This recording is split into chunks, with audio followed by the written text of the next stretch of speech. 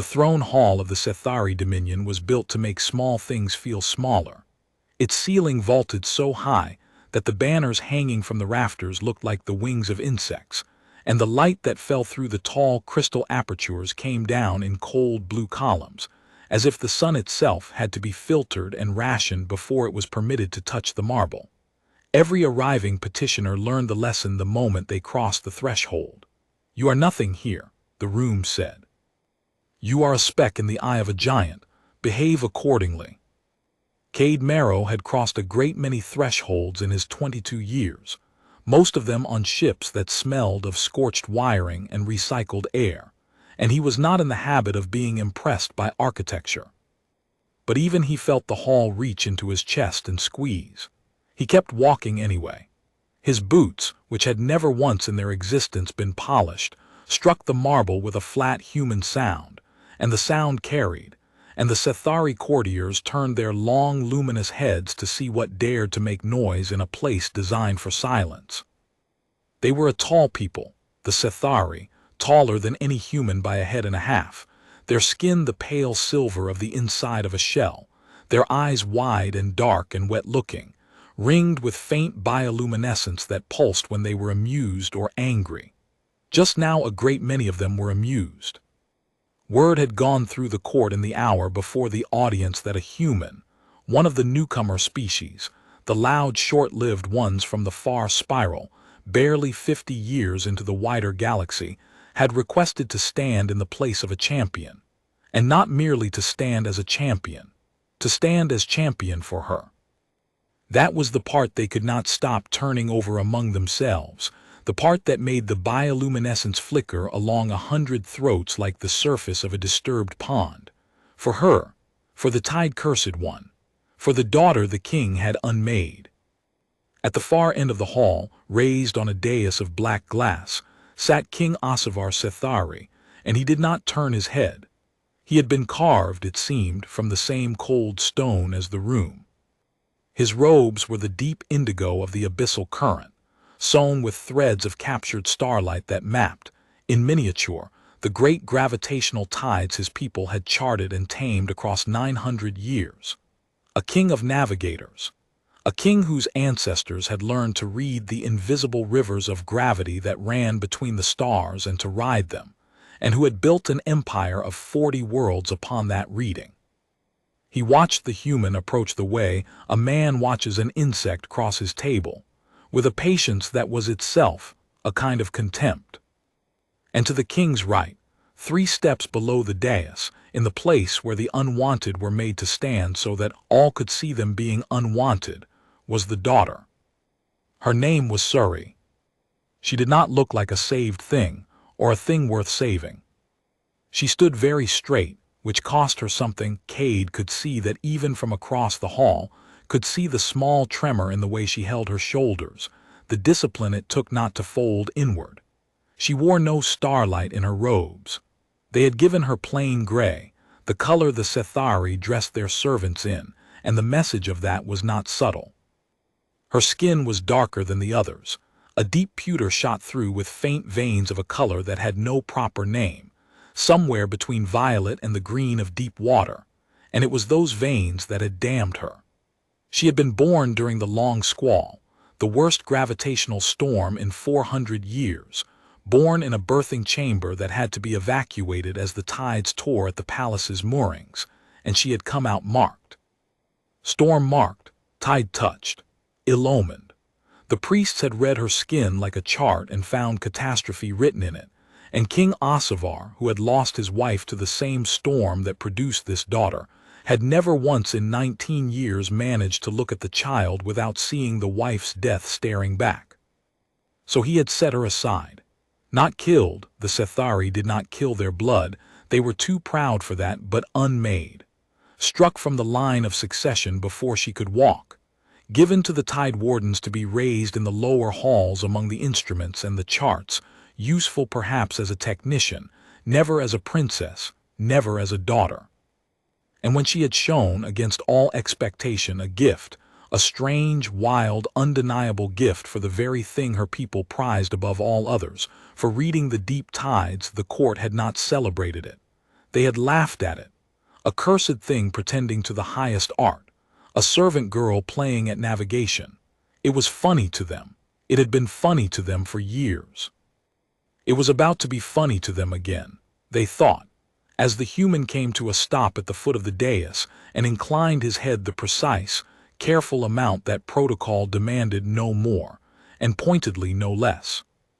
"Human," said the king's herald, a reedy Sethari whose bioluminescence had the smug, steady glow of a creature who had never once in his life been on the wrong side of power. "You have petitioned to stand as champion in the trial of the warden's seat. You understand what you have asked." "I understand it," Cade said. His voice was ordinary. That was the first thing that unsettled them, though they could not have said why. They expected the human to be loud, to bluster, to perform. Instead he simply spoke, the way a man speaks who has already decided a thing and is only now informing the room. "The warden's seat is open. The old Tide Warden is dead. By your law any of Sethari blood may claim the right to sit the trial and take the seat, to read the deep tides for the crown. But no claimant may sit the trial alone. Each must be championed, vouched for, stood beside." He lifted his head and let his eyes travel, unhurried, across the amused silver faces. "I am standing beside her." The laughter came then.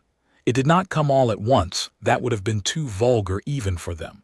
It came in ripples, a soft exhalation here, a musical trilling note there, the sound the Sethari made instead of a chuckle, spreading through the tiered galleries like wind moving over grain. It was not cruel in the way a mob is cruel. It was worse than that.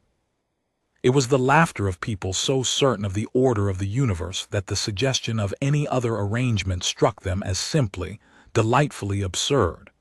A short-lived alien, a species still wet behind the ears, standing up in the oldest navigator court in the arm to champion the storm-marked reject. What a story it would make. What a thing to tell at supper. Cade let them laugh. He had in fact expected it and had spent a portion of the previous night deciding what he would do with it when it came, and he had decided he would do nothing. He would simply wait. He had learned, in a short life spent on ships crewed by people who did not respect you until you had earned it the hard way, that there was a particular power in being the only still thing in a room full of noise. So he stood, and he waited, and he watched Sirae. She had not laughed, of course. But something had happened in her face when the ripples started, a small collapse, quickly caught, a flinch pulled back behind the discipline of 19 years of being the thing that was laughed at. She was looking at the floor. She had spent, Cade would later learn, most of her public life looking at the floor, because the floor did not have opinions about the color of her veins. He caught her eye. It took some doing, she did not want to be caught. But he held his gaze on her until she felt the weight of it and looked up, and when she looked up he did not smile. A smile would have been a small thing, a comfort, and he did not want to offer her a small thing. Instead he gave her the smallest nod, the same nod he had given the king, the exact and equal courtesy, and in the giving of it he said without a word, "I am not here to rescue you. I am here because you are the best there is, and I have decided to be on the side that wins." The laughter thinned and died, because laughter needs to be fed and the human would not feed it. King Ossivar spoke for the first time. His voice was low and did not need to be loud. The hall had been built to carry it. "You are new to the galaxy, human, so I will grant you the courtesy of an explanation you did not earn. The warden's seat is not a prize. It is not a stage for a—" he paused, selecting the word with the care of a man choosing a knife for a sentimental gesture. "The Tide Warden reads the deep currents that carry our fleets, our trade, our lives. A poor reading kills thousands. We have lost ships to a single misjudged eddy. The trial exists to ensure that only a true reader ever holds the seat, and the trial does not care about your convictions. It cares about whether the claimant can read a current that would drown anyone else." His dark eyes shifted at last to his daughter, and the temperature of the room seemed to drop where his gaze passed. "She cannot. I have known her for 19 years. She is a marked thing who has been permitted to play among the instruments because it kept her quiet. You have been in our court for 6 days. You have decided in 6 days that you know my daughter better than I do. "No, sir," Cade said. "I've decided I've watched her read for 6 days and you haven't watched her read in 19 years. Those aren't the same thing." It was not shouted. It was not even sharp. But it landed in the hall like a dropped stone, and the ripples that went through the galleries this time were not laughter. The king's bioluminescence flared, a hard, bright line down the length of his throat, there and gone. When he spoke again, his voice had not risen, but it had gone very cold. "Explain yourself, human, and choose your next words with the understanding that they are the last free ones I will grant you." Cade Merrow was aware, acutely, the way you are aware of the edge of a great height, that he was one wrong sentence from being removed from the palace, from the planet, from any chance of doing the thing he had come to do. He was aware that behind him, in a docking cradle 3 levels down, sat a battered human survey ship whose instruments had, 4 days earlier, caught the first faint tremor of something in the deep dark that had made the ship's old navigator go white and quiet. He was aware that he was very young and very far from home, and that everyone in this room outlived him by centuries and had done this, courts, and power, and the crushing of small hopeful things, for longer than his entire species had known what a starship was. He was aware of all of it, and he spoke anyway because the alternative was to let them keep laughing, and he had decided, somewhere in the last 6 days, that he could not stand to let them keep laughing. "6 days ago," he said, "my ship logged a gravitational anomaly out past your 7th world, in the deep tract you people call the Silent Reach. My navigator couldn't make sense of it. Neither could yours, I checked. I asked at your survey office, and they filed it as instrument error and went to lunch." A flicker went through the court, a human, admitting he had gone asking questions in the servants' offices. "I couldn't make sense of it either, so I did the only sensible thing a person can do when they don't understand a tide. I found the best reader on this world and I showed it to her." He turned fully and he looked at Sirae, and this time he did let the room see how he looked at her, not with pity, not with kindness, but with the flat professional respect of one worker for another who is simply better at the work. "I showed it to her, and she looked at it for less time than it's taken me to say this, and she went as white as your navigator did. Because she saw what it was. She's the only person on this planet who saw what it was." The king was silent. The whole hall was silent. "So no," Cade said, turning back. "I'm not standing here for a sentimental gesture. I'm standing here because in 6 days I've learned that the best tide reader in your empire has been standing 3 steps below your throne in a servant's gray robe, being laughed at, while a thing is coming up out of the deep dark that is going to kill every soul on these 40 worlds unless somebody reads it right. And I would rather be laughed at with her than be safe with all of you. Let her sit the trial. That's all I'm asking. Let her sit the trial, and stop laughing long enough to see what she does." And into the enormous silence that followed from 3 steps below the throne, in a voice rusty from disuse but perfectly, terribly steady, the storm-marked daughter spoke for the first time. "I accept the champion," said Sirae Sethari, "and I will sit the trial." The trial of the warden's seat could not be refused once a claimant had spoken the words, and so the king could not refuse it, and this was the only reason it happened at all. Sirae Sethari sat back on his throne of black glass with the expression of a man who has been maneuvered into permitting a small embarrassment, and intends to make the embarrassment as brief and instructive as possible. 3 days, he said. The tide hall will be prepared. Let her sit the trial in 3 days, and let the galaxy see what a champion's faith is worth. The last word he aimed at Cade like a thrown thing, and then he rose, and the court rose with him, and the audience was over.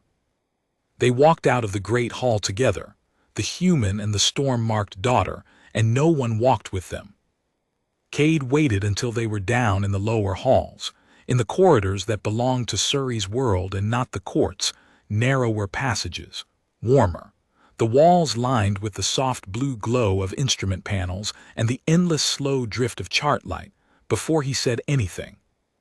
He had learned, in 6 days, that she did not like to be spoken to under the eyes of others, that words offered to her in public were words she had to armor herself against, and that if he wanted to reach the actual person and not the fortress she had built around the person, he had to wait for the two of them to be alone. "You didn't have to say yes in there," he said. "I'd have found another way in." "There is no other way in," Sirae said. She did not look at him as she walked. She looked ahead at the corridor, at the familiar territory of her exile. Her voice, out of the crushing formality of the court, was different, quicker, lower, with a dry edge to it that the throne hall had flattened out of it. "There is only the trial. And the trial is the one door in this palace they cannot lock against me, because their pride will not let them. My father would rather watch me fail at the trial than admit I am not permitted to try. That is the whole of it. That is the only reason I am walking free right now instead of being escorted to a shuttle." She stopped, at last, at a junction where the corridor opened onto a great dim gallery, and she turned to face him. In the chartlight, the veins beneath her skin glowed faintly, the violet green that the court called a curse, and Cade thought, not for the first time, that it was the most beautiful thing he had seen since he came to this world, and that he would never say so, because she would hear it as pity, and it was not pity. "You have made a mistake, human," she said. "You have wagered a great deal on a person you have known for 6 days. Let me tell you what you have wagered on." And she told him. Some of it he knew in outline from what he had pieced together asking careful questions in the servants' offices, but he had not heard it from her, and hearing it from her was different. She had been raised, from the age she could walk, among the Tide Wardens, the technicians and readers who maintained the vast gravitational charts by which the Sethari Empire moved. It had not been meant as a kindness. It had been meant as a burial, a place to put the marked child where the court would not have to see her, and where, it was assumed, she would live out a quiet and forgotten life adjusting instruments. But the Tide Warden's Hall had one thing in it that no one had thought to deny her, because no one had imagined she could use it: the deep, the great immersion chamber where readers trained their senses against simulated currents, floating in suspension fluid with the gravitational data piped directly into the nerves, learning to feel the invisible rivers as a swimmer feels the sea. The other children of the Warden's Hall, the true-born ones, the ones with proper silver skin, used the deep for the prescribed hours and then left it, because the deep was uncomfortable and disorienting and frightening, and there were more pleasant places to be. Sirae had nowhere more pleasant to be. No one wanted her at the tables in the common hall. No one saved her a place. The corridors of the palace were full of eyes that slid off her as though she were a stain. But in the deep, suspended in the dark with the currents running through her, there were no eyes. There was no color to her skin. There was only the tide, and the tide did not care what she was. The tide only cared whether she could feel it. So she had lived in the deep, hour after hour, year after year, long past the prescribed times, long into the sleep cycles when the Warden's Hall emptied and she could have it to herself. She had felt currents that the training program never meant a student to feel, pushed the simulations past their safe limits, because there was no one watching to stop her, taught herself to read eddies and shears, and the terrible slow gravitational undertows that could pull a fleet off course by a hair's width across a light year, and send it into a star. She had not done it out of ambition. She had done it because it was the only place in the universe where she was not the storm-marked thing. She had done it, she told Cade, because the tide was the only thing that had never once laughed at her. And she had become, though no one would say it, though the court could not permit it to be true, the best reader the Warden's Hall had produced in 100 years. The old Tide Warden, the one who had just died, had known it. He had never dared say it aloud, because to praise the marked child was to invite the king's displeasure, and he was an old man who wanted a quiet death. But in his last years he had begun, quietly, to route the hardest readings to her console, and to take her answers, and to file them under his own name. She had let him. It was the closest thing to acknowledgement she had ever been offered, and she had taken it, because a starving person does not refuse bread on the grounds that it is offered in secret. And that is who you have wagered on, she said. A servant girl who learned to swim in the dark because there was nowhere else she was allowed to be. The court is right about one thing, human. I have never sat the warden's seat. I have never read a live tide with lives riding on the answer. I have read simulations, and I have read old man Vethric's overflow while he took the credit, and I have never once been permitted to be wrong where it counted, because I have never once been permitted to count. So do not stand there looking at me as though I am a certainty. I am not a certainty. I am a wager, and you have made it with your whole hand. Cade was quiet for a moment. Around them the great gallery breathed its soft blue light, the chart projections drifting overhead like the slow ghosts of galaxies. 6 days ago, he said, I brought you a reading nobody on this planet could make sense of. You looked at it for 11 seconds. I counted. And you told me it was a compression front, a wave front coming up out of the silent reach, moving against the natural grain of the deep tides. He watched her as he said it, watched the small involuntary tightening at the corner of her eye. Your survey office filed it as instrument error. Your best court navigators looked at it and shrugged. You looked at it for 11 seconds and you were scared. Not confused, scared. Because you didn't just see a reading, you saw what it meant. He took a step closer, not to loom. He was a head and a half shorter than she was. He could not have loomed if he tried, but to make her hear him. I don't need you to be a certainty. I've flown with certainties. Certainties get people killed because they can't imagine being wrong. I need you to be right and scared and to do it anyway. And I've watched you do exactly that for 6 days. So we're going to go down to the deep, and you're going to teach me what you saw, and then you're going to sit that trial and read a live tide in front of the whole rotten court, and they are going to stop laughing. Not because I'm going to make them, because you are. Sirae looked at him for a long moment. The dry armor of her voice did not fall away. It would not fall away for a long time yet, and Cade did not expect it to, but something behind it shifted, some load-bearing wall in the fortress she had built, and when she spoke again it was quieter. You are a very strange creature, she said. I've been told. Your people are children, 50 years in the galaxy. The Sethari were reading tides when your ancestors were afraid of fire. She said it without malice, as a simple fact she was trying to reconcile with the equally simple fact of him. And yet you walked into the oldest court in the arm, and you were not afraid of it. Why? What do your people have that lets you not be afraid of a thing 900 years older than you? Cade thought about it. It was, he decided, an honest question, and it deserved an honest answer. We die, he said. Fast. You get, 400 years. We get 80 if we're lucky, and out where I'm from we're not usually lucky. So we don't have time to be afraid of things being older than us. Everything's older than us. If we waited to earn the right to matter, we'd be dead before we opened our mouths. He shrugged. So we skip that part. We show up and we get to work, and if the room laughs, the room laughs. We'll be dead soon enough. Might as well have done something first. He looked up at her, at the impossible height of her, at the glowing veins the whole court had taught her to hate. You've been waiting 19 years for permission to matter. Take it from a short-lived species. Permission's not coming. It never comes. You just start. They went down to the deep. It was a vast chamber, deep in the roots of the palace, older than the throne hall above it. The oldest room in the Dominion, Sirae told him. Older than the dynasty, a place the first Sethari navigators had carved out to train themselves before there was an empire to train for.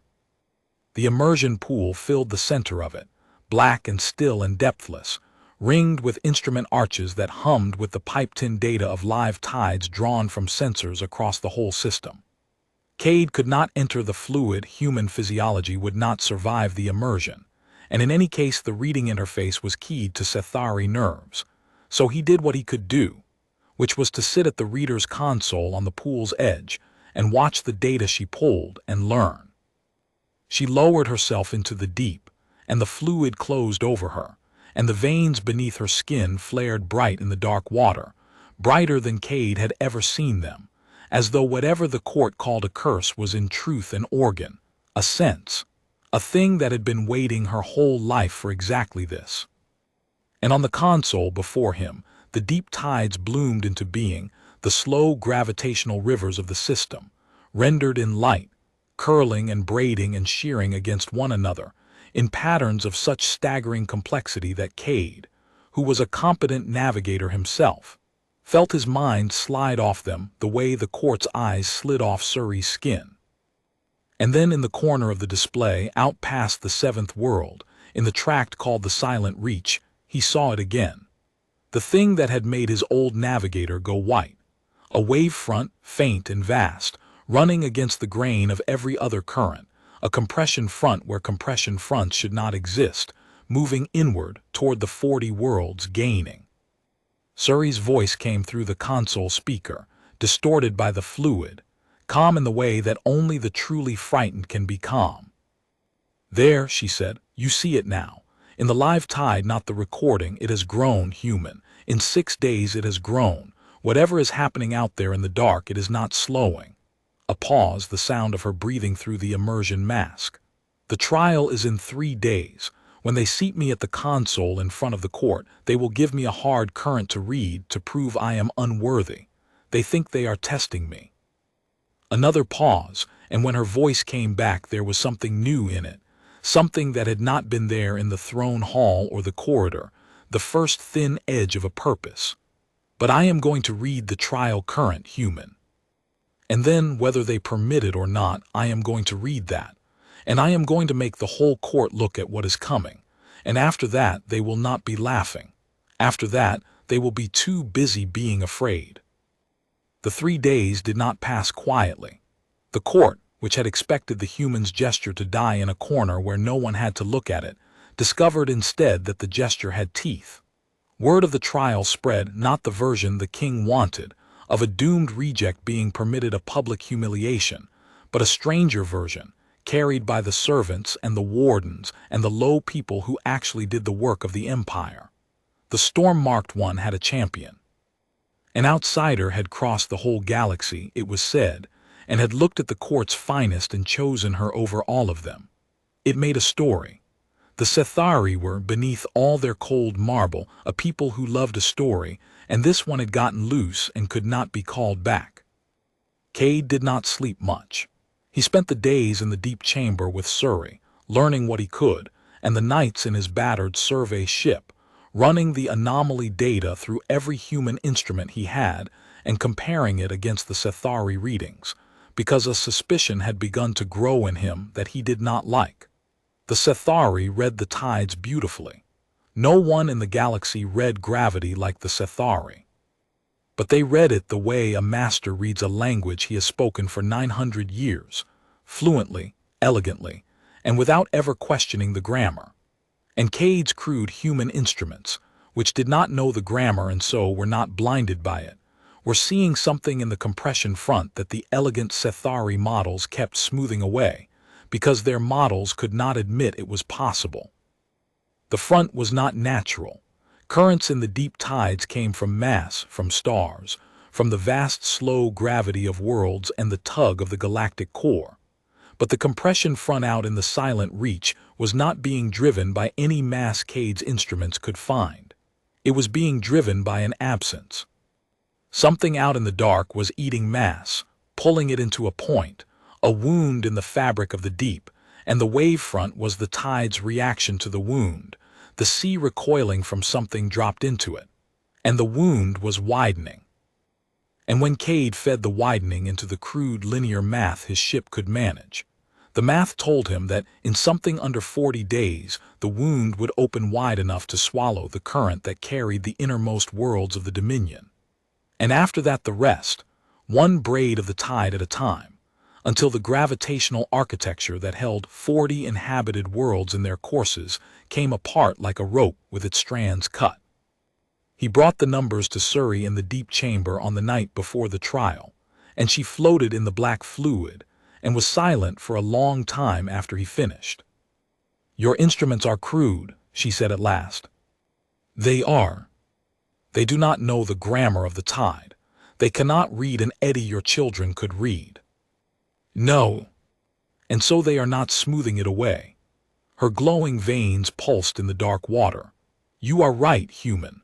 I have felt it and could not name it, because everything I was taught tells me a current comes from mass, and there is no mass out there to make this current. But your blind instruments felt the shape of the hole, because they did not know a hole was impossible. A sound came through the speaker that might, in a less disciplined person, have been a bitter laugh. That is the whole trouble with the Sethari. We are too good at reading the tide. We have read it so beautifully for so long that we can no longer see anything the reading does not already contain. We are the finest navigators in the arm, and we are about to sail our 40 worlds straight into a wound in the dark, because our maps are too perfect to show it. Then tomorrow you show them the wound, Cade said, on their own console, in their own tide hall, in front of the whole court. Tomorrow, Sirae agreed, I show them the wound. The trial was held in the tide hall, which was smaller than the throne hall and infinitely more sacred.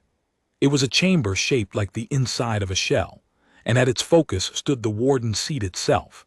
Not a throne, but a working console, an interface throne wired directly into the deep tide sensor array of the entire system, the single point in the empire where a reader could feel every current the Sethari watched, all at once, live. To sit the seat was to hold the nervous system of 40 worlds in your hands. It was the most powerful working instrument in the Dominion, and no marked reject had ever been permitted within 20 paces of it. The court filled the tiered galleries. The king took his place on a raised platform, robed again in the indigo and captured starlight of the abyssal current, and beside him stood the one he had named heir in Sirae's place. A nephew, Counselor Draven Sethari, silver-skinned and flawless, and smiling the small, confident smile of a man who has never once in his life been laughed at and does not know what it costs. It was Draven who would, by the court's design, read against Sirae, for the trial pitted claimant against a sitting reader of the court's choosing, and Draven was accounted the finest young reader of the Trueborn line. The court had arranged, in short, for the marked girl to be beaten not merely by the trial, but by the very man who had taken her place. It was meant to be tidy. It was meant to close the story. Cade stood at the foot of the seat as her champion, which was the only place the law permitted him, and he watched Sirae climb to the console in her servant's gray, and he watched the whole court watching her, hungry for the failure they had come to see. The trial master set the current.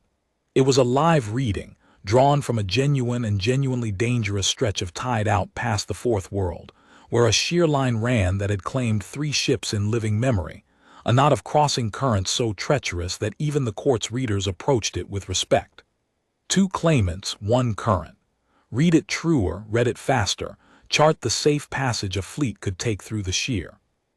Draven went first, because the court arranged that he should, and he read it well. Cade could see it in the display, the clean, confident lines of a gifted Trueborn reader tracing the safe channel through the shear. The galleries murmured approval. Draven stepped back from his console with the small smile intact, and inclined his head to the king, and the smile said the thing was already over. Then Sirae read. She did not hurry.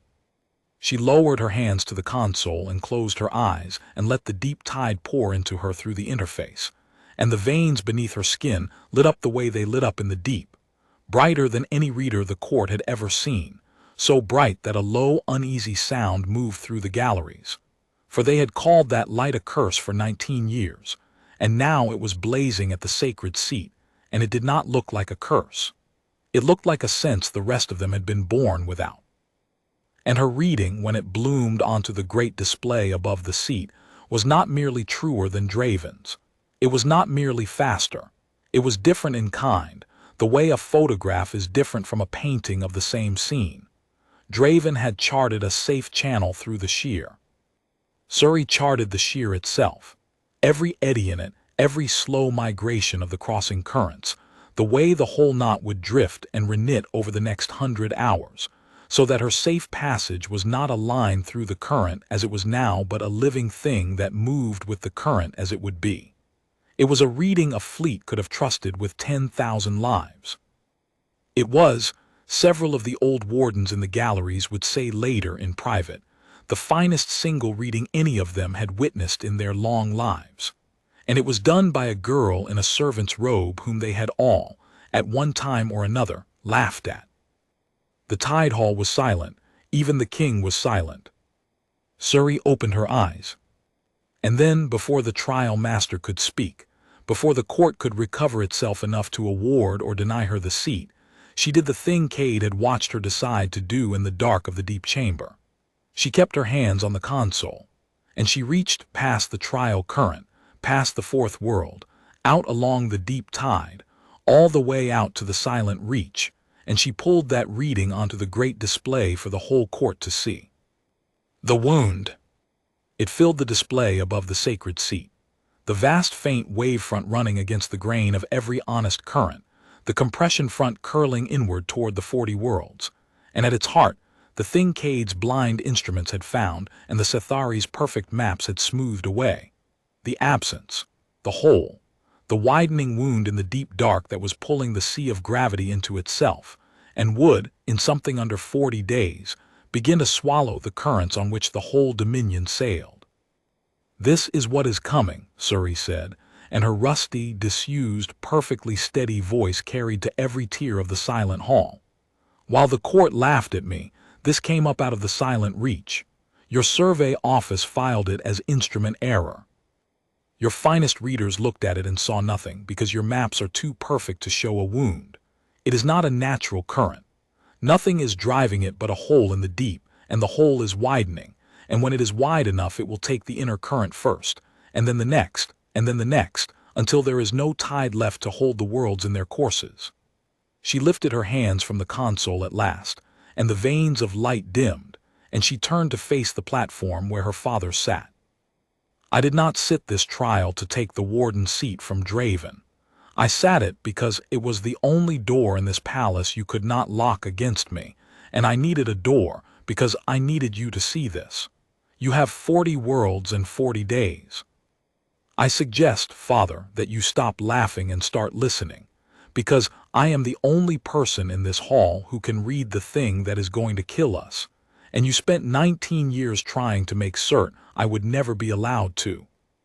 For a long moment no one moved. Then Counselor Draven, still smiling, though the smile had gone brittle now, a smile holding on out of habit, spoke into the silence with the smooth, reasonable voice of a man defending the order that had made him. "A striking performance," he said, "and a striking projection, but it is only that a projection, built on an outsider's crude instruments and a reading no one can verify. The silent reach has always been strange. Our fathers knew it was strange. To take one reading, however dramatic, and cry the end of the Dominion, he spread his hands to the galleries, inviting them back to comfort. This is exactly the kind of unbalanced judgment the trial exists to guard against. The marked reader is gifted. No one will now deny she is gifted. But a gift for the tide is not a gift for prophecy, and a frightened court makes bad law." It was well done. Cade watched it land, watched the galleries reach gratefully for the reassurance, watched centuries of habit begin to close back over the wound like water over a dropped stone. And he understood with a cold clarity that Sirae had just done the most extraordinary thing any of them had ever seen, and it would not be enough, because being right was never enough against people who did not want to hear it. He had learned that on ships. She had learned it in a servant's robe. Being right was where the work started. It was not where it ended. King Sirae Sethari rose. He looked at the display, at the wound still glowing above the sacred seat. He looked at his daughter, standing at the console in her servant's gray with the light fading from her veins. And whatever passed across his cold, carved face in that moment, no one in the hall could read it, not even Sirae, who could read anything. "The trial is concluded," the king said. "The reading is noted. The court will convene the tide wardens to verify the projection." A pause. "Until it is verified, no world will be alarmed, No fleet will be moved, and no marked reject will speak again of the end of my dominion in my hearing." His dark eyes found Cade and held. "You wanted her to be seen, human. She has been seen. Pray it was worth the price, because you have not the faintest idea yet what it is going to cost her." And he swept from the hall, and the court flowed out after him, and the wound glowed alone above the empty seat, widening in the dark, while the storm-marked daughter stood beneath it and did not, this time, look at the floor. The king's price came due within the day. The tide wardens verified the projection. Of course they did. It was true, and truth has a way of surviving even the most motivated attempts to bury it. Old Man Vethric's successors ran the numbers through the finest models in the Dominion, and the finest models fought the answer, and smoothed it, and denied it, and in the end could not make it go away, because Sirae and the humans' crude instruments had been right. The wound in the silent reach was real, and it was widening, and the count of days to the failure of the inner current was not 40. It was 31.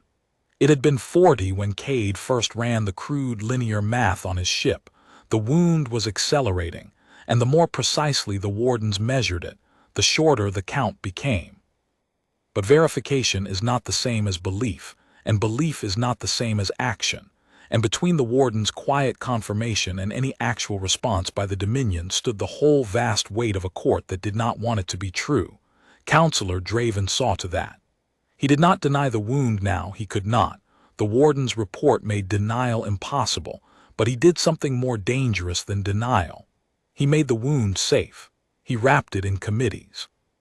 He proposed a grand survey, a careful multi-year study, a measured and dignified response worthy of a 900-year empire, and he pointed out, with the reasonable smile that Cade had come to loathe, that no responsible court would stake the Dominion's fleets on the say-so of a marked reject and a 50-year species on the strength of a single dramatic afternoon. There was time, Draven said. There was always time. The Sethari had weathered 900 years of tides. They would weather this. What they must not do was panic. Must not, above all, let a servant girl and an alien stampede the oldest court in the arm into rash action out of fear. It was masterful, and it was murder, and it worked, because it gave the court permission to do the thing it wanted to do anyway, which was nothing. They came for Sirae's console access 2 days later. The order was signed by Draven and sealed by the king, and it was framed, of course, as a mercy. The marked reader had overextended herself. Her unverified projections were distressing the warden's hall, and for the good of all she was to be relieved of her duties and confined to the lower halls until the grand survey could proceed in an orderly fashion.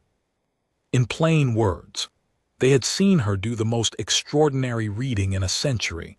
They had confirmed she was right about the end of their world, and their answer was to lock her away from the only instruments that could save them, because being saved by her was worse to them than dying without her.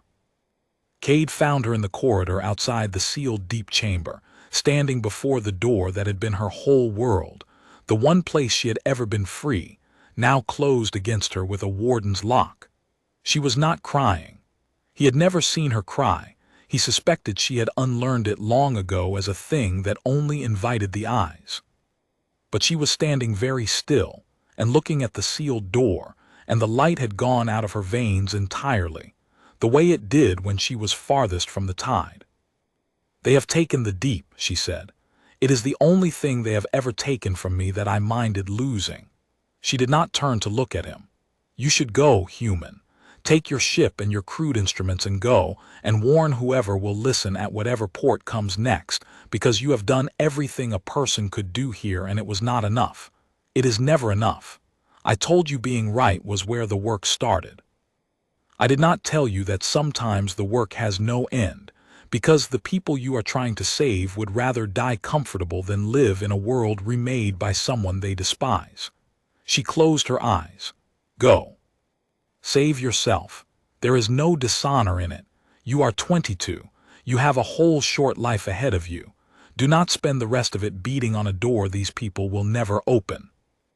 Cade was quiet for a moment. Then he sat down. Right there in the corridor with his back against the sealed door of the deep, He sat down on the cold floor of the palace, and he looked up the great height of her, and he said, "No. No. No, I'm not going. And you're not going to talk me into going by being brave about it so you can stop." He drew his knees up and rested his arms on them, settling in like a man who intended to be there a while. "You want to know the difference between your people and mine. It's not that you're smart and we're stupid, or that you're old and we're young. It's that when your people hit a locked door, they've got 900 years of reasons why the door is locked, and they respect the reasons, because the reasons are old and the reasons are theirs. And when my people hit a locked door, he reached up and rapped his knuckles twice against the sealed panel of the deep chamber. We ask what it's made of." Sirae looked down at him. "They took the palace deep," Cade said. "Fine, the palace deep is theirs, but it's not the only immersion array in this system, is it? Your people have been reading tides for 900 years. You've got sensor stations strung all across the deep tract. You've got old training deeps in the warden's outstations, and survey rigs and mothballed equipment nobody's used in a century, because the court's finest can read the tide from a comfortable console and doesn't need to get in the water anymore." He was watching her now, watching the thing he was saying begin to catch. "You told me the palace deep is the oldest room in the Dominion. The first navigators carved it before there was an empire, but they didn't carve just one, did they? A people learns to swim in more than one pool." "The warden's reach," Sirae said slowly. The light was coming back into her veins, faint, a candle relit in the dark. "The old outstation, past the seventh world at the very edge of the silent reach itself.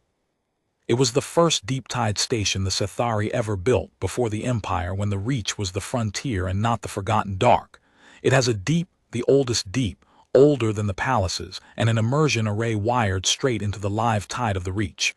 The court abandoned it centuries ago. It is a ruin. No one has read from it in 300 years. Her voice quickened. "But it is closer to the wound than any instrument in the Dominion. If the palace array can barely resolve the hole from here, the warden's reach could read it as though I were standing at its edge. It could read the wound better than anything that exists." And then the candle guttered. "And it is a ruin, human.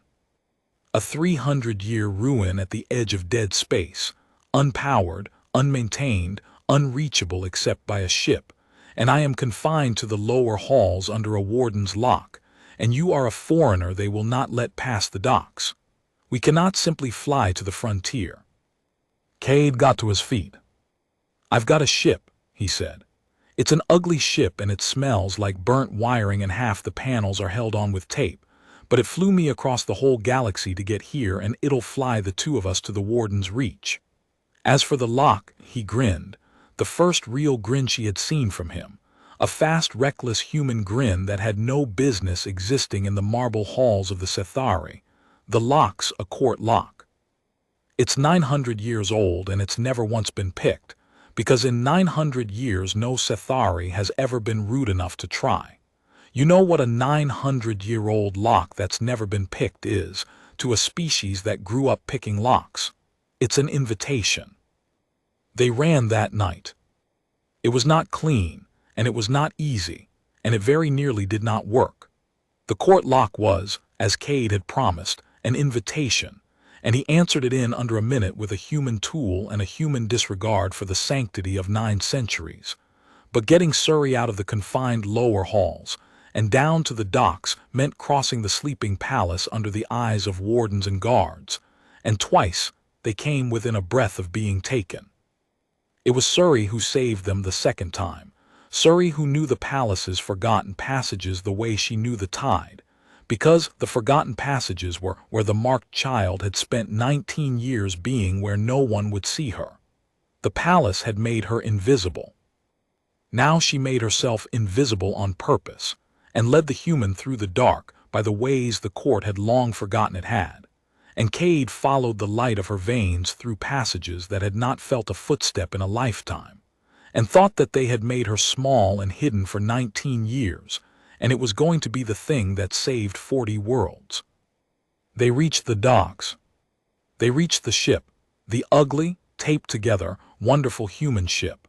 And Draven's people reached the docks an instant later, because a court cannot be robbed of its marked reject without noticing. And there was a bad half-minute of shouted orders and sealing bulkheads and Cade flinging the ship's ancient engines to full while the dock clamps screamed. And then they were out, tearing up and away from the palace world into the black, an ugly human survey ship with a stolen princess and a foreigner at the controls, running for the edge of the empire and the ruin at the frontier and the wound in the dark. Behind them the court did not pursue. That was the thing that frightened Cade most in the quiet after, that the court did not send a single ship after them. Draven let them go. And Cade understood why. Because in the court's cold arithmetic, the marked reject and the alien fleeing to a dead outstation at the edge of doom was not a threat. It was a convenience. If they died out there in the ruin, the problem of the storm-marked daughter solved itself. And if by some miracle they read the wound truer than ever and came racing back with proof, well, the court had spent 19 years knowing exactly how to make certain no one listened to her. Draven did not need to catch them. He only needed to wait, and let the deep dark do what he was too civilized to do himself. "They are not coming," Sirae said, watching the empty scope, understanding it as fast as Cade did. "He has decided we are already dead." "Then let's disappoint him," Cade said, and turned the ugly ship's nose toward the silent reach. The voyage to the Warden's Reach took 9 days, and the wound grew every one of them. The 9 days of the voyage were the strangest of Cade Merrow's life, and he suspected of Sirae's, though for her the strangeness was of a different order entirely, because for the first time in 19 years she was somewhere that no one at all was watching her, and she did not know what to do with the absence of eyes. She kept at first to the discipline that had been her armor. She spoke little. She held herself straight even alone.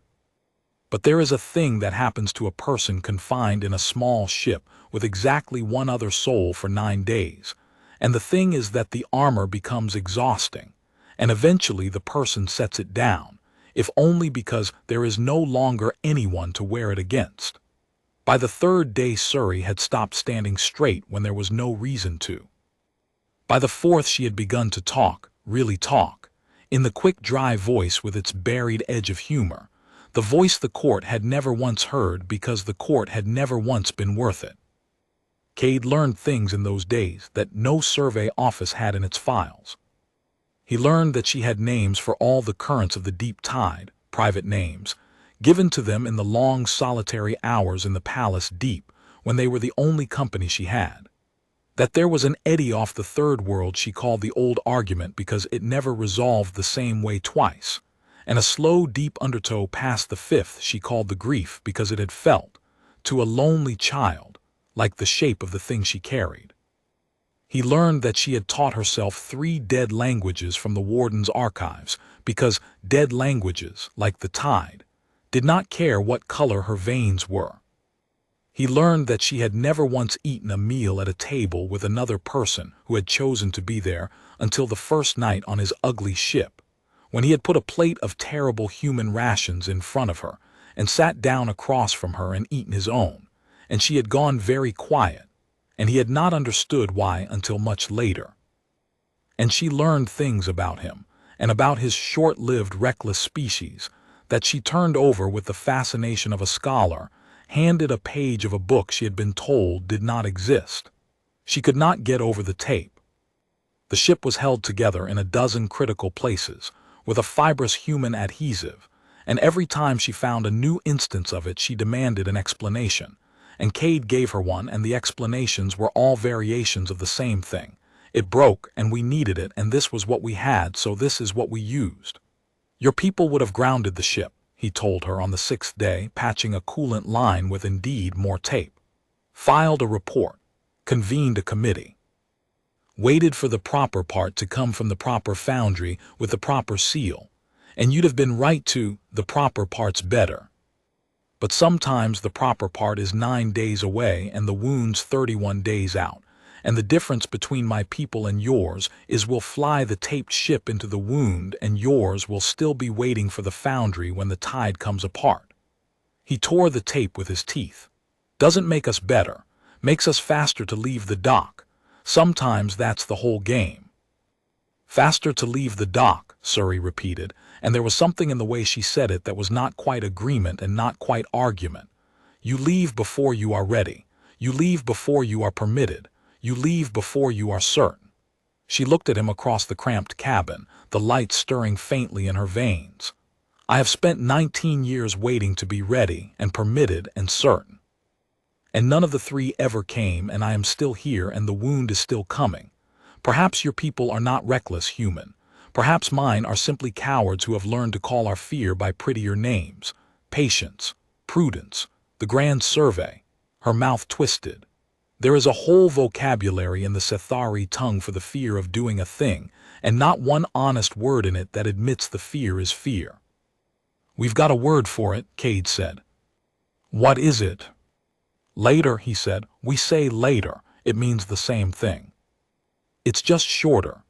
And she surprised them both by laughing, a real one, rough and unpracticed, the laugh of someone using a muscle for the first time in years. And the cabin of the ugly ship felt, for a moment, less like a vessel fleeing toward the end of the world and more like a place where two people had, against every reasonable expectation, become something to each other. But the wound did not let them forget it. Every day Cade woke to the scopes and found it grown, and every day the count of days shrank faster than a day should shrink it. And on the seventh day, the deep tide out ahead of them began to buck and shudder in the first outer tremors of the collapsing knot, and the ugly ship pitched through gravitational cross-currents that came out of nowhere and would have torn a lesser pilot's course apart. It was Sirae who flew them through it. Sirae at a jury-rigged reading station Cade had wired together from the ship's navigation array, feeling the tremors an instant before they hit, calling the course while Cade's hands answered on the controls, the two of them falling for the first time into the rhythm they would need at the eye of the wound. It was rough, and it was frightening, and twice they very nearly lost the ship. But by the far side of it they had learned the thing that mattered most, that they could fly as one animal, her sense in his hands, foreigner and princess, and that when they did, the tide that would kill either of them alone could be ridden by the two of them together. You feel it before it comes, Cade said afterward in the shaken quiet, his hands still trembling on the console. Not the instruments. You called that last shear a full second before anything on my board saw it. How? Sirae was quiet for a moment. The same way you knew to bring the taped ship instead of waiting for the foundry, she said at last. I have felt the tide so long that I have stopped feeling it with instruments and started feeling it with the part of me that does not need them. It is not magic. It is 19 years of having nothing else to do but feel. The court called it a curse because the light of it frightened them. But the light was never the gift, human. The light is only what the gift looks like from outside. The gift is the 19 years. She turned to look at him, and the last of the armor was gone from her face, all of it, set down somewhere back in the days behind them. You are the first person who ever wanted to know how. Everyone else only ever wanted to know whether I would fail.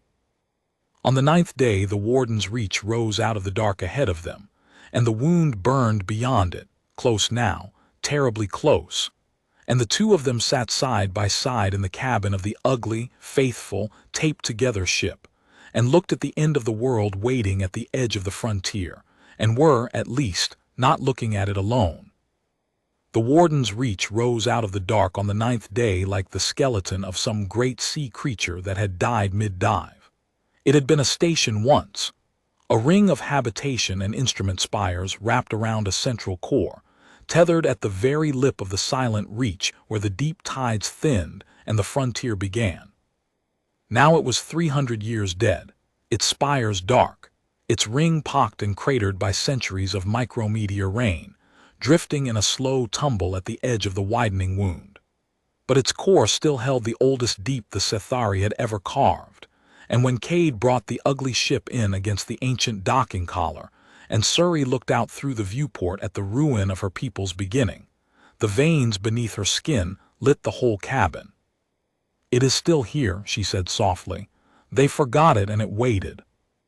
They powered it back to life, the way two people bring a dead thing back stubbornly, and by hand, and with a great deal of swearing on Cade's part in a language the station had never heard. The ancient reactor took most of a day to coax awake. The immersion array took another, Sirae working the 300-year-old Sethari systems while Cade jury-rigged human power couplings into sockets never meant for them.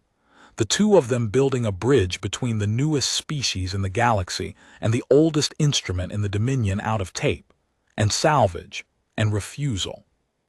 And through it all, on every scope, the wound in the silent reach grew, close now, terribly close. A churning throat of collapsing gravity that Cade's crude instruments could barely bear to look at. And that Sirae, when the array finally woke, could read as clearly as a page held before her face. She went into the ancient deep, and the tide of the wound poured into her, live and vast and near, and she was in there a long time. When at last her voice came through the link, it was changed, quiet with the particular quiet of someone who has looked all the way to the bottom of a thing, and found out exactly how deep it goes. "I understand it now," she said. "I have read it to its root and I understand it, and I am going to tell you the truth of it, human, because you have earned the truth and because there is no one else in the galaxy I can tell." A slow breath through the immersion mask. "The wound is not a hole. I thought it was a hole. It is a knot.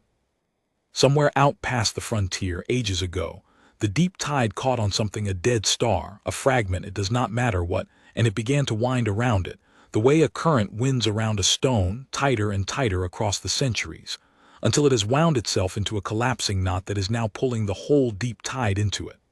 Left alone, it will not stop. It will wind in the inner current, and then the next, and then the next, and it will not stop at the Dominion's 40 worlds. The deep tide does not end at our border, human.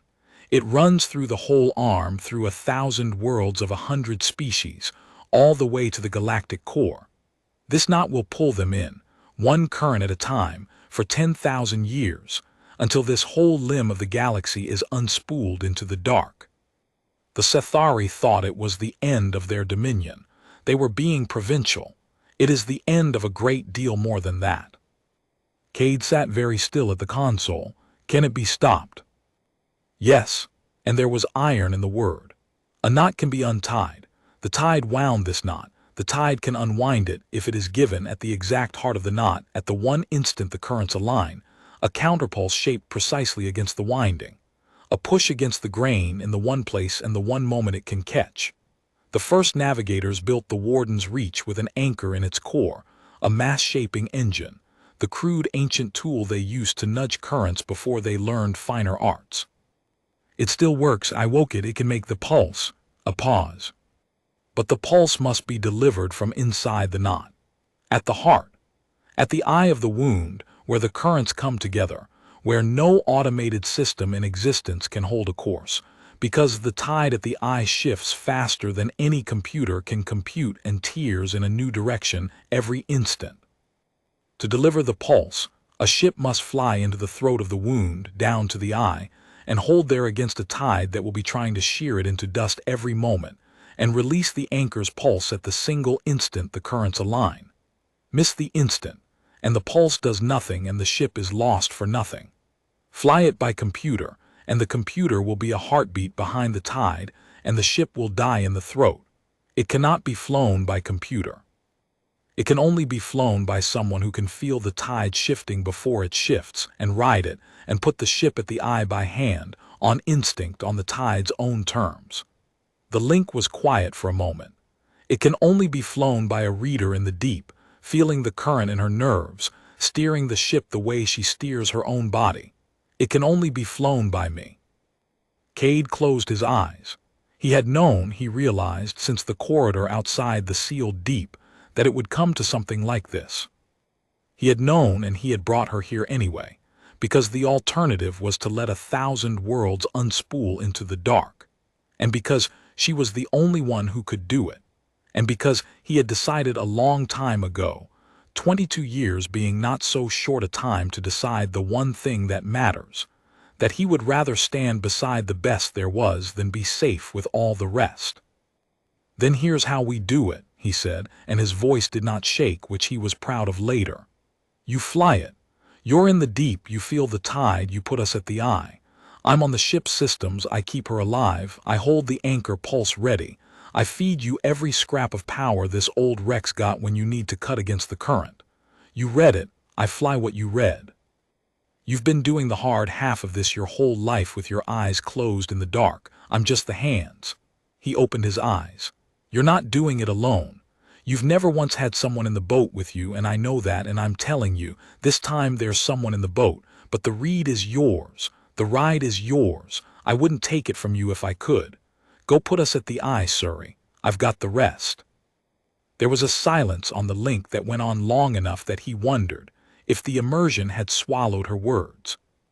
And then she said, in a voice he had not heard from her before, no armor in it at all, none, stripped all the way down to the girl who had learned to swim in the dark because it was the only place that never laughed at her, she said, 19 years I waited for someone to say a thing like that to me.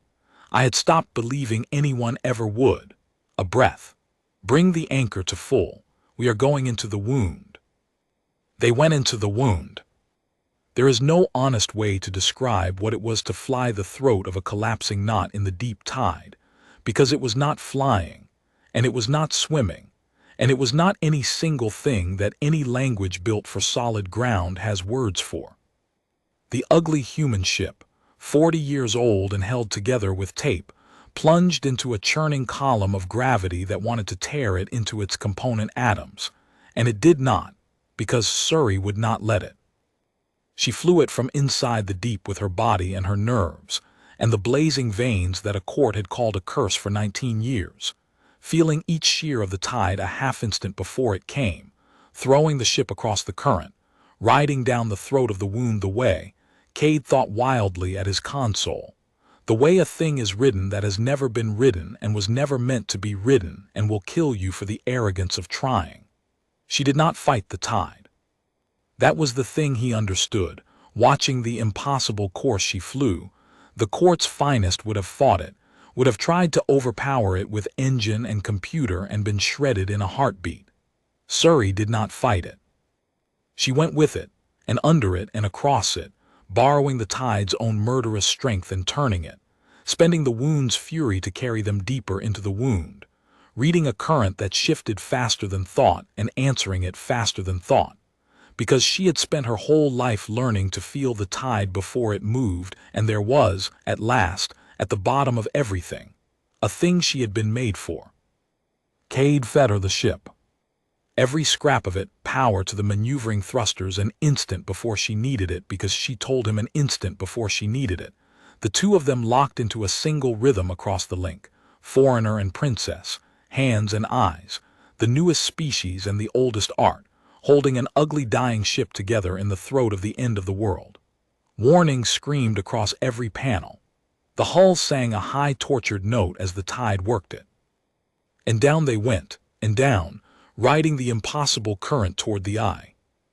And then, all at once, they were in it, the eye of the wound, the still heart of the collapsing knot, a pocket of terrible calm at the center of all that fury, where the winding currents came together and crossed, and for one aligning instant in every long turning went briefly, perfectly still. There Sirae breathed. There it is, the alignment, it is coming. Cade, the pulse on my word, hold. He held, the eye turned around them.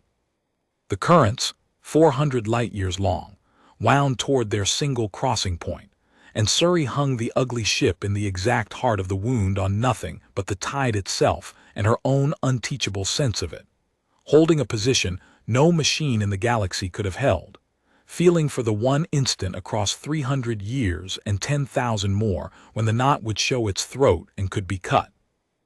"Now," said Sirae Sethari, and her voice rang like a struck bell. "Now." Cade released the anchor's pulse.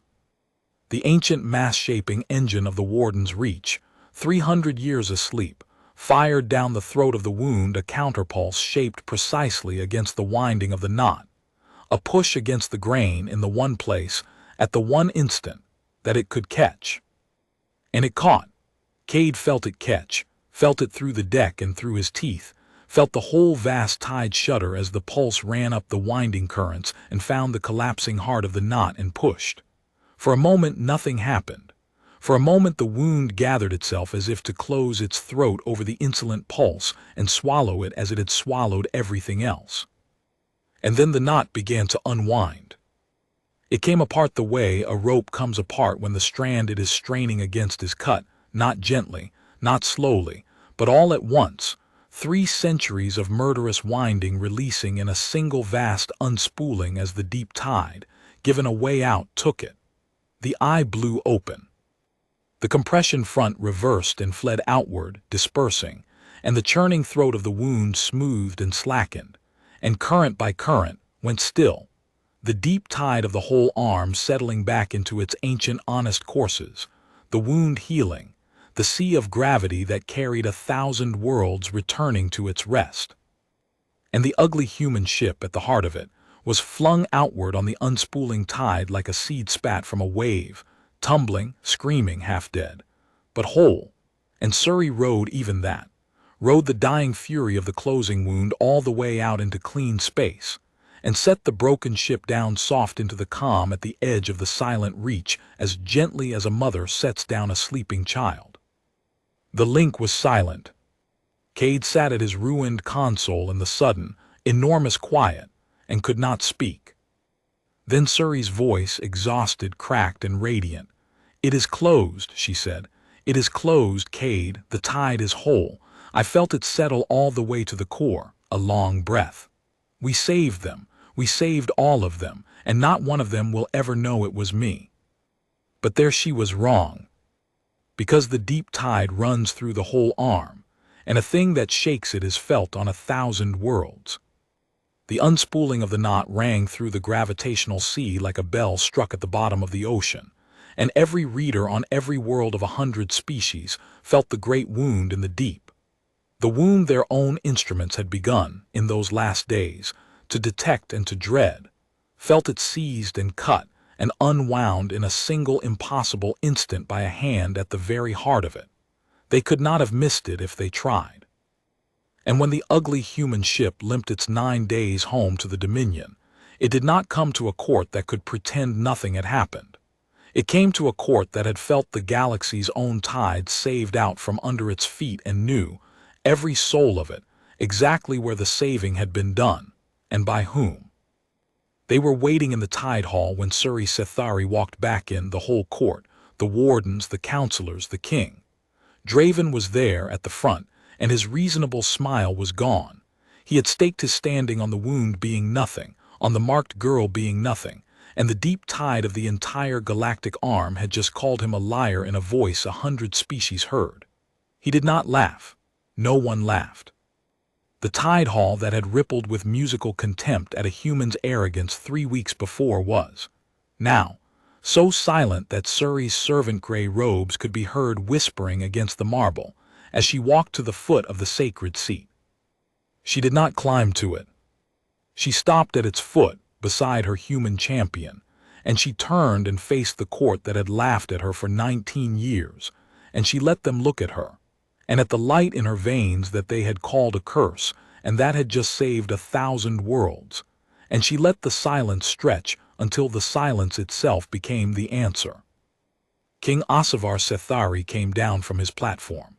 He came down the steps slowly, an old king, a proud king, a king who had lost his wife to a storm and spent 19 years unable to look at the daughter that storm had left him, and he stopped before her, and for a long moment the man who had unmade her could not find a single word, because there were no words in 900 years of Sethari that had ever been meant for this. And then King Sirae Sethari, before the whole silent court, lowered himself, the tall, proud silver king, and knelt to his storm-marked daughter and bowed his head. "I named catastrophe in your skin the day you were born," he said, and his voice was not a king's voice anymore. It was only a father's, and a broken one. I was right and I was a fool. There was catastrophe written in you. It was ours, and you were the only one who could read it, and I spent 19 years teaching the whole galaxy to laugh at the one soul who could save it. There is no penance for that. I will not insult you by asking one. I ask only that you tell me what you want, daughter, and it is yours, the seat, the crown, the throne itself. Name it. Sirae Sethari looked at her kneeling father for a long moment. And then she looked, not at the throne, not at the seat, but at the young human standing quiet beside her, the newest species in the galaxy, 22 years old, who had crossed the whole arm and picked her out of a servant's gray robe and refused once to laugh. I do not want your throne, she said, and her rusty voice carried to every silent tear. I did not save them for a crown, and I will not read the tide as a prize you finally deign to grant me. I will read it because I am the best there is, and because a thing is out there in the dark that will always, someday, need reading, and because I choose to. She reached out and took the human's hand, small and ordinary in her long silver-veined one, and she held it up before the court that had laughed. This one believed I could before any of you would let yourselves. That is worth more than your throne. Keep the throne. Give the seat to whoever you like. I am going back out to the frontier, to the Warden's Reach, to the oldest deep your people ever carved. And I am going to sit at the edge of the dark and watch the tide for all of you, on my own terms, for as long as I choose to. And you may tell your children, when they ask who kept the galaxy whole, that it was the storm-marked girl you threw away. Tell them the truth. It is the only thing I will ever ask of you again. And she turned and walked out of the tide hall of the Sethari Dominion with her hand in the human's, past the kneeling king and the ruined counselor and the whole silent, staring, awestruck court, out of the marble hall that had been built to make small things feel smaller, into the light, on her own terms at last. Behind her, no one laughed. Behind her, for the first time in 900 years, the oldest court in the arm bowed its long, proud heads to a girl in a servant's robe. And out past the seventh world, at the edge of the silent reach, the deep tide ran clean and whole and quiet, carrying 1,000 worlds safe through the dark, exactly as she had left it.